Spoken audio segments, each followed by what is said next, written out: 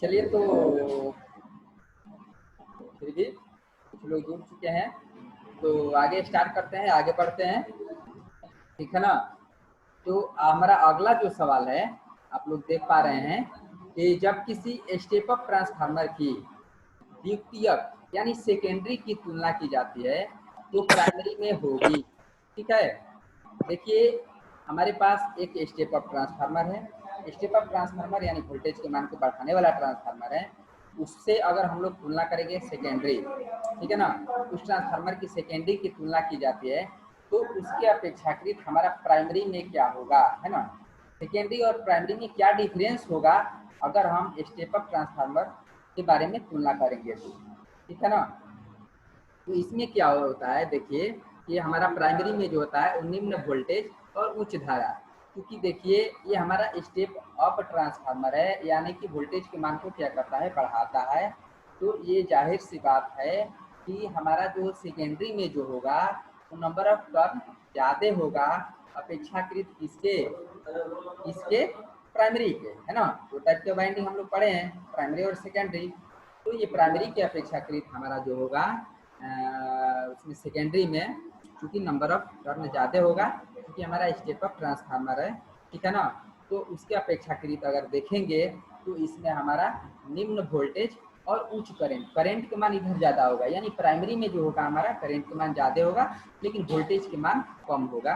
अगर यहीं आते हैं हम लोग स्टेप डाउन ट्रांसफार्मर में तो ये बिल्कुल अपोजिट, है ना, बिल्कुल एकदम क्या हो जाएगा, अपोजिट हो जाएगा, ठीक है। बढ़ते हैं अगले सवाल की तरफ। जब दो ट्रांसफार्मर समानांतर क्रम में प्रचलित हो रहा है तो वह किस आधार पर लोड की भागीदारी करेंगे।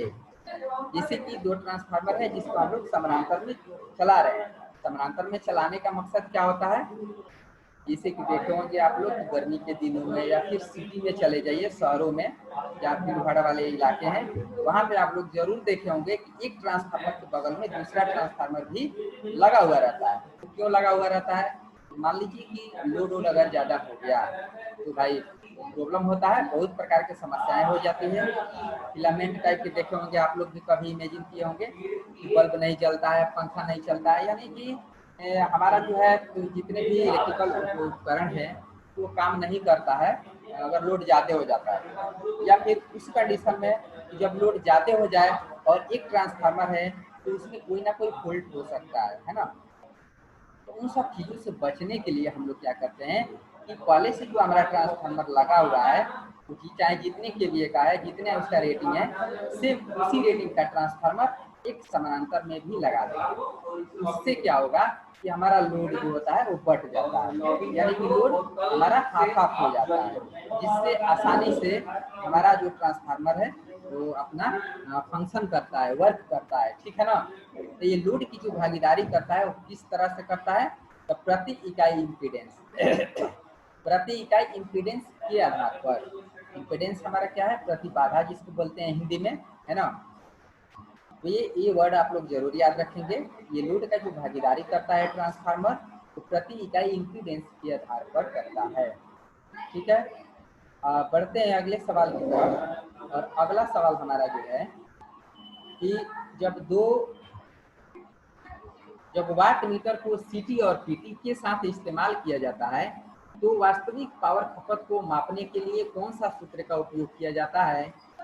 एक चीज और की रिकॉर्डिंग हो रहा है, नहीं तो कुछ। देखिए हम क्या किए इसमें, ये पांचों ऑप्शन वहीं दे दिए हैं, ठीक है, इसलिए 5 बार ये आंसर आया है। क्योंकि होता क्या है कि इस टाइप के आंसर बनाने में थोड़ा ये होता है, मतलब प्रॉब्लम होता है यार। तो इतना लंबा लंबा लिखिए तो दिक्कत होता है थोड़ा, इसीलिए सब ऑप्शन वही था। मेन मेरा मोटो क्या है कि आप लोग को याद कराना है, ठीक है ना। तो इस कंडीशन में हम लोग जो है कैसे हम लोग वास्तविक पावर को माप कर सकते हैं।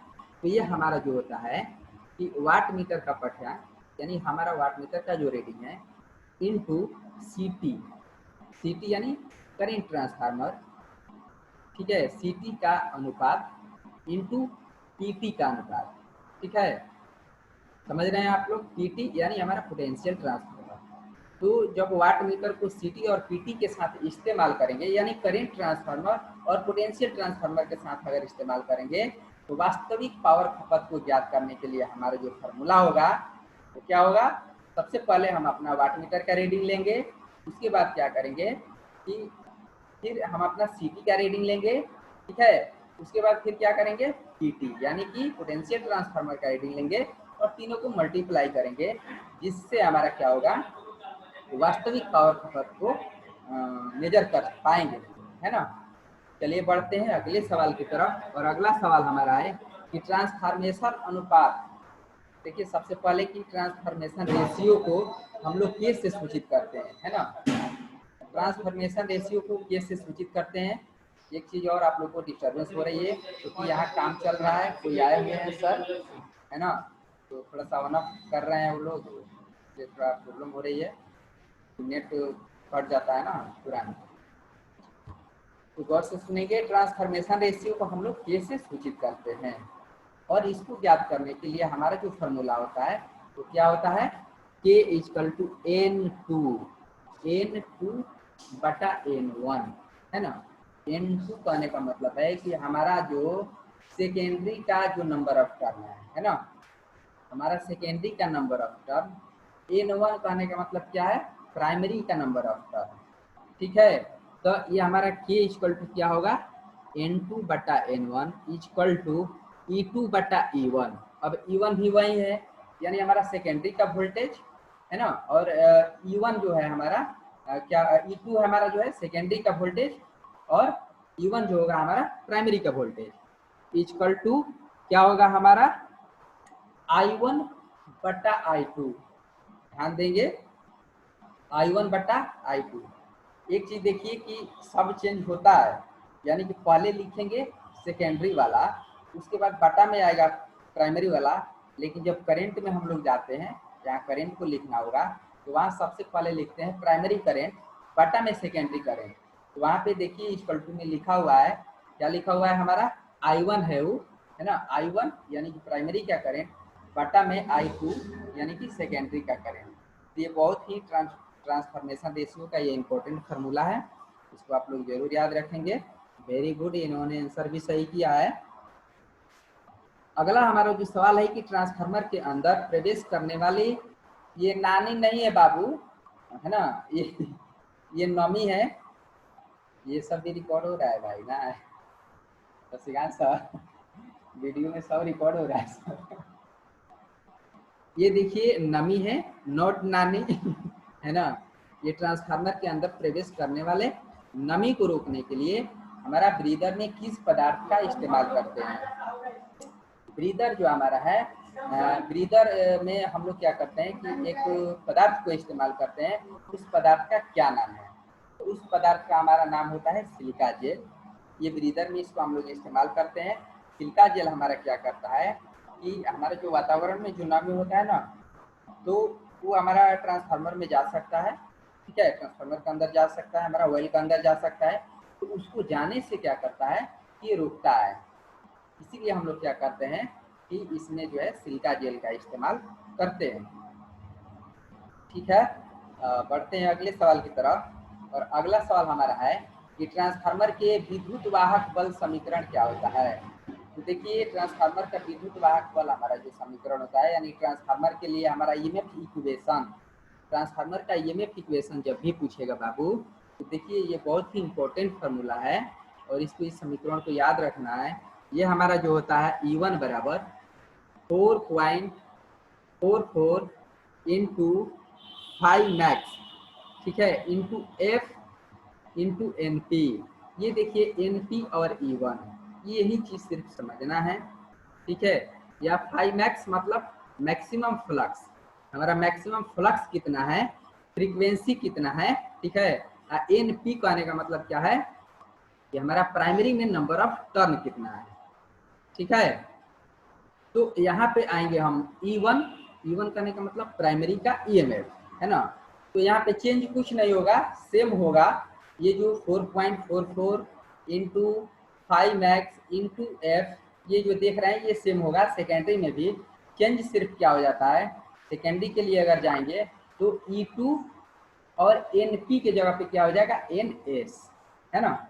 यहाँ E1 हमारा प्राइमरी के लिए है और NP जो है प्राइमरी के लिए है, लेकिन यहाँ पे अगर सेकेंडरी के लिए पूछेगा तो हमारा क्या होगा, E2 और यहाँ हो जाएगा NS। ठीक है, आई होप कि आप लोग समझ गए होंगे। तो ये फार्मूला याद रखना है, बहुत ही इंपॉर्टेंट ये समीकरण है ट्रांसफार्मर के लिए। ये बार बार पूछता भी है, कई बार एग्जाम में पूछा है, कॉम्पिटेटिव एग्जाम से लेकर के और ITI एग्जाम में भी, है ना। तो अगला सवाल हमारा जो है कि ट्रांसफार्मर का वाट मीटर खुले परिपथ टेस्ट पर 900 वाट है, ठीक है ना, तथा फुल लोड धारा पर लघु परिपथ टेस्ट पर 1600 वाट है, तो हाफ फुल लोड पर आयरन लॉस क्या होगा। देखिए क्वेश्चन में थोड़ा सा ट्विस्ट है ना, बच्चा बिल्कुल सही जवाब दिया है। तो यहाँ पे देखिए कि हमारा जो ट्रांसफार्मर है ओपन सर्किट टेस्ट में 900 वाट दर्शा रहा है, ठीक है, और फुल लोड करंट पर शॉर्ट सर्किट टेस्ट यानी कि हमारा कॉपर लॉस, ये जो है हमारा 1600 वाट दर्शा रहा है। ओपन सर्किट टेस्ट कितना है, 900 वाट, और शॉर्ट सर्किट टेस्ट जो हमारा है 1600 वाट है। तो अब हमारा जो क्वेश्चन पूछ रहा है कि अगर हाफ लोड पर हमारा जो होगा वो आयरन लॉस क्या होगा, है ना, हाफ लोड पर आयरन लॉस क्या होगा। आप लोगों को मैंने बताया था पहले भी, no change transformer in iron loss, है ना।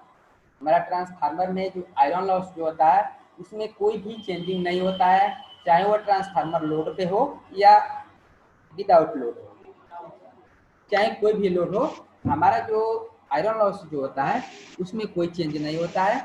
इसलिए हमारा आयरन लॉस जितना दिया है उतना ही हमारा वही आंसर भी हो जाएगा। और यहाँ कॉपर लॉस अगर पूछता तो अभी अभी हम लोग जरूर बनाए हैं, यहाँ पे डिस्कस भी किए हैं। ये सब थोड़ा सा ध्यान देना है। अब थोड़ा सा फटाफट करते हैं क्योंकि समय ज़्यादा हो रहा है, देख रहे हैं, ठीक है। ट्रांसफार्मर किस सिद्धांत पर कार्य करता है, तो ये पारस्परिक प्रेरण यानी म्यूचुअल इंडक्शन के सिद्धांत पर कार्य करता है। पारस्परिक प्रेरण यानी म्यूचुअल इंडक्शन के सिद्धांत पर कार्य करता है। हमारा प्राइमरी और सेकेंडरी जो वाइंडिंग होता है वो म्यूचुअल इंडक्शन के सिद्धांत पर कार्य करता है। यानी एक लाइन में बोलेंगे कि हमारा ट्रांसफार्मर जो है किस सिद्धांत पर कार्य करता है, तो ये म्यूचुअल इंडक्शन के सिद्धांत पर कार्य करता है, यानी पारस्परिक प्रेरण के सिद्धांत पर कार्य करता है। नेक्स्ट क्वेश्चन है कि ट्रांसफार्मर की इनपुट और आउटपुट की इकाई क्या होगी जब ऑल डे दक्षता परिकलित की जाती है। यानी कि हमारा ट्रांसफार्मर का इनपुट और आउटपुट इकाई क्या होगी अगर हम लोग इसको क्या करते हैं, ऑल डे इफिशियंसी को मेजर करते हैं, ठीक है। यूनिट पूछ रहा है, जो कि ये भी रिपीटेड क्वेश्चन है, हम लोग डिस्कस भी किए। तो इसको हम लोग मेजर करते हैं kWh में, यानी किलोवाट घंटा में मेजर करते हैं। नेक्स्ट हमारा क्वेश्चन है कि ट्रांसफार्मर में टेम्परेचर गेज क्या होता है। तो ये नाम से ही स्पष्ट है, टेम्परेचर गेज, जाहिर सी बात है कि हमारा टेम्परेचर ही मेजर करेगा। तो ये हमारा देखिए इसमें क्या करता है, ये टेम्परेचर गेज हमारा जो है वो ट्रांसफार्मर के तापमान को मापता है। क्या करता है, ट्रांसफार्मर के टेम्परेचर को मेजर करता है। नेक्स्ट और अगला सवाल जो है कि हमारा बहुत ही इंपॉर्टेंट क्वेश्चन है ये, कि ट्रांसफार्मर के लेमिनेटेड आयरन कोर की मोटाई कितनी होनी चाहिए, है ना। ये देखिए बहुत ही इंपॉर्टेंट क्वेश्चन है, तो इसको आप लोग जरूर याद रखेंगे। हमारा लेमिनेटेड आयरन कोर की जो मोटाई होती है ट्रांसफार्मर में, ठीक है ना, वो हमारा 0.5 mm होती है। कितनी होती है, 0.5 mm। कहीं कहीं रेंज में भी देता है, ठीक है ना। यहाँ पे आप लोगों को मैंने 0.5 mm दिया है, लेकिन कहीं कहीं रेंज में देता है 0.35 से लेकर के 0.5 mm तक, है ना। 0.35 mm से लेकर के कितना, 0.5 mm तक। चलिए ठीक है, ये 5 mm गड्ढा हम माप दिया, चलिए कोई बात नहीं। बढ़ते हैं अगले सवाल की तरफ। अगला सवाल हमारा है कि ट्रांसफार्मर ऑयल का फ्लैश पॉइंट कितने डिग्री सेल्सियस तक होता है। तो हमारा ट्रांसफार्मर ऑयल का जो फ्लैश पॉइंट जो होता है तो कितने डिग्री सेल्सियस पर वो अपना फ्लैश करता है ना। तो ये हमारा 160 डिग्री सेल्सियस पर फ्लैश पॉइंट इसका जो होता है, ट्रांसफार्मर ऑयल का फ्लैश पॉइंट वो 160 डिग्री सेल्सियस पर होता है। थोड़ा फटाफट करेंगे इधर, है ना, समय ज़्यादा हो गया। ट्रांसफार्मर की रेटिंग किस में देते हैं, केवीए में देते हैं, kWh बताइएगा, बिल्कुल गलत मार दिया है। अगला हमारा जो सवाल है कि ट्रांसफार्मर कोर में हमिंग ध्वनि उत्पन्न होने का क्या कारण है, ठीक है ना। जब भी आप लोग इमेजिन किए होंगे कि ट्रांसफार्मर कभी कभी भी आता है ना, हमिंग टाइप के ध्वनि उत्पन्न होता है उसमें से। तो किस कंडीशन में होता है, तो हमारा देखिए जो लेमिनेटेड जो कोर की जो अपूर्ण कसाव जो होता है, हम लोग जो लेमिनेटेड कोर जो करते हैं ना, तो कहीं ना कहीं उसमें ढीलापन है या सही से कोर को कसे नहीं है, इसीलिए वो जो होता है हमारा हमिंग ध्वनि उत्पन्न होता है। ठीक है, अगले सवाल की तरफ बढ़ते हैं कि डिस्ट्रीब्यूशन ट्रांसफार्मर में किस भाग में अधिकतम ऊष्मा उत्पन्न होगा। ठीक है, तो ये डिस्ट्रीब्यूशन ट्रांसफार्मर जहाँ से हम लोग क्या करते हैं, ये अपना सप्लाई को डिस्ट्रीब्यूट करते हैं, है ना। देखे होंगे आप लोग डिस्ट्रीब्यूशन ट्रांसफार्मर लगा हुआ है जहाँ से कि हम लोग अलग अलग क्षेत्रों में डिस्ट्रीब्यूट करते हैं बिजली को। ठीक है, तो उसमें जो होता है उस ट्रांसफार्मर के किस भाग में सबसे ज़्यादा जो है हमारा क्या होगा, हीट जनरेट होता है ना।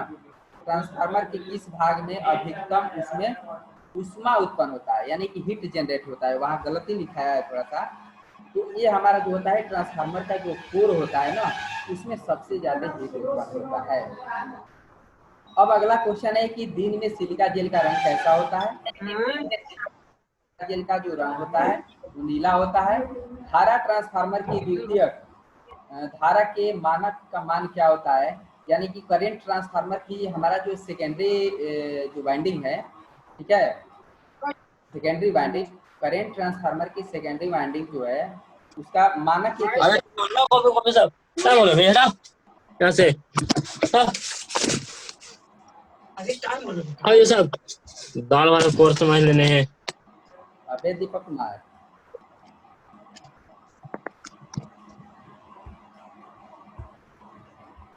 ठीक है, तो उसका एक मानक रेटिंग होता है जो कि हमारा करंट ट्रांसफार्मर के सेकेंडरी वाइंडिंग का जो 5 एम्पियर होता है ना। अगला हमारा जो क्वेश्चन है कि प्रेरकत्व यानी इंडक्टेंस का मात्रक क्या होता है, तो ये हेनरी होता है। अगला हमारा जो क्वेश्चन है वो है कि प्रिंटेड सर्किट बोर्ड के सोल्डर के लिए कौन सी सोल्डरिंग विधि का उपयोग किया जाता है। तो पीसीबी पे जो हम लोग, पीसीबी का फुल फॉर्म होता है प्रिंटेड सर्किट बोर्ड। तो जो आप लोग देखे होंगे ये बहुत सारा हम लोग इधर जो करते हैं प्रैक्टिकल वगैरह, तो उस पर हम लोग जो प्रिंटेड सर्किट बोर्ड पे जो सोल्डरिंग करते हैं तो उसमें कौन सी सोल्डरिंग विधि का इस्तेमाल करते हैं, तो ये हमारा होता है डीप सोल्डरिंग विधि। डीप सोल्डरिंग विधि के बारे में आप लोग अच्छी तरह से पढ़े हैं, है ना। तो उस पर हम लोग क्या करते हैं, डीप सोल्डरिंग विधि। पावर ट्रांसफार्मर कोर की रचना के लिए किस पदार्थ का उपयोग किया जाता है, तो हम लोग का जो पावर ट्रांसफार्मर जो होता है उसका जो कोर होता है उसमें किस पदार्थ का इस्तेमाल हम लोग करते हैं, तो ये हमारा होता है सिलिकॉन स्टील, है ना, सिलिकॉन स्टील। अगला सवाल हमारा है कि पोटेंशियल ट्रांसफार्मर की सेकेंडरी की मानक रेटिंग क्या होती है। देखिए जिस तरह से अभी अभी आप लोगों को करंट ट्रांसफार्मर के सेकेंडरी की मानक रेटिंग के बारे में मैंने बताया था, धारा के बारे में जिसमें जिक्र हुआ था जो 5 एम्पियर है ना, लेकिन यहाँ पे जो पूछ रहा है हमारा क्वेश्चन, तो पोटेंशियल ट्रांसफार्मर है, ये हमारा पोटेंशियल ट्रांसफार्मर है जिसकी की सेकेंडरी की मानक रेटिंग जो होती है हमारा 110 वोल्ट होती है ना, 110 वोल्ट। अगला सवाल है, दो चार क्वेश्चन है फटाफट करते हैं। तो पोटेंशियल ट्रांसफार्मर के द्वितीय का मानक रेटिंग ये हो गया, रिपीटेड क्वेश्चन था। बड़े इंडक्शन मोटर को चलाने के लिए हम लोग किस टाइप के ट्रांसफार्मर का इस्तेमाल करते हैं, तो ये हमारा ऑटो ट्रांसफार्मर है। इंडक्शन मोटर हमारा जो कि एसी पर कार्य करता है ना, और ये बड़े प्रकार के इंडक्शन मोटर को चलाने के लिए हम लोग ऑटो ट्रांसफार्मर का भी इस्तेमाल करते हैं। ठीक है, वह अधिकतम लोड क्या है जिस पर कोई ओपन डेल्टा ट्रांसफार्मर लोड को सुरक्षित आपूर्ति करता है। ठीक है, वह अधिकतम लोड क्या है जिस पर ओपन डेल्टा ट्रांसफार्मर लोड को सुरक्षित आपूर्ति करता है, तो यह हमारा होता है 0.58 यानी कि 58%। क्या होता है, 58%, है ना। इसको निकालेंगे आप लोग तो ये 58% आएगा, ठीक है ना। नेक्स्ट हमारा क्या है कि वह आवृत्ति जिस पर एक्सेल और एक्सी का मान बराबर है उसको हम लोग क्या कहते हैं, रेजोनेंस फ्रीक्वेंसी, या उसको हिंदी में बोलते हैं अनुनादी आवृत्ति। ठीक है, तो ये सब थोड़ा सा पहले भी डिस्कस हो चुका है, इसलिए आगे बढ़ते हैं। तेल प्रकार के ट्रांसफार्मर में कितने चुंबकीय पथ बनते हैं, यानी कि चुंबकीय रास्ता जो होता है, ठीक है, मैग्नेटिक पाथ जो होता है वो कितने होता है हमारा सेल टाइप ट्रांसफार्मर। ठीक है, तो देखिए बाबू अभी अभी आप लोगों को मैंने बताया था या फिर कल भी बताए थे, सेल टाइप में हमारा जो होता है 2 होता है, वेरी टाइप में अनेक होता है, जो कि इन्हों का आंसर जो गलत है ना। वेरी टाइप पूछेगा तो अनेक, सेल टाइप पूछेगा तो दो। नेक्स्ट हमारा जो क्वेश्चन है कि सेल प्रकार के ट्रांसफार्मर के लिए जो हम लोग कोर इस्तेमाल करते हैं, ठीक है, उसका जो कोर बनाते हैं वो किस शेप में होता है। हम लोग जो कोर के बारे में पढ़ रहे थे ट्रांसफार्मर के, तो उसमें यू शेप, आई शेप, ई शेप, इस तरह से हम लोग पढ़े थे, ठीक है ना। तो हमारा जो सेल प्रकार के जो ट्रांसफार्मर होता है, इसमें जो हम लोग कोर इस्तेमाल करते हैं उसका जो होता है किस शेप में होता है। तो ये हमारा होता है ई एवं आई प्रकार के, ABCD के लेटर। ई और आई बोल रहे हैं, जो ABCD का लेटर होता है उसके बारे में जिक्र कर रहे हैं, जो कि थ्योरी में हम लोग अच्छी तरह से पढ़े थे, ठीक है ना। तो इसमें हमारा जो होता है ई और आई प्रकार के कोर इस्तेमाल करते हैं। बढ़ते हैं अगले सवाल की तरफ, और आज का हमारा लास्ट क्वेश्चन है कि साधारणतः ट्रांसफार्मर की इफिशियंसी यानी दक्षता जो होती है वो कितनी होती है। तो देखिए आप लोगों को मैंने बताया था कि जितनी भी हमारे मशीन आप लोग देख रहे हैं, अल्टरनेटर, जनरेटर, सिंक्रोनस मोटर, है ना, इन सब में सबसे ज़्यादा अगर किसी का इफिशियंसी होती है तो हमारा ट्रांसफार्मर का ही होता है। और इसका इफिशियंसी आप लोगों को मैंने बताया था कि 90% से लेकर के हमारा 98%, है ना, 90% से लेकर के 98%, इस रेंज में जो मैक्सिमम देखेंगे उसको मारेंगे ऑप्शन में, है ना। तो यहाँ पे ये 97% आंसर है, ठीक है ना। तो आई होप कि आप लोगों को अच्छा से क्लियर समझ में आया होगा। अगर किसी को कोई प्रॉब्लम है तो आप लोग पूछ सकते हैं, सर है ना। जल्दी कीजिए सर, मौसम खराब हो गया, पानी पड़ रहा है। चलिए ठीक है, तो अभी ठीक 15 मिनट बाद जो है आप लोग ईडी का क्लास ज्वाइन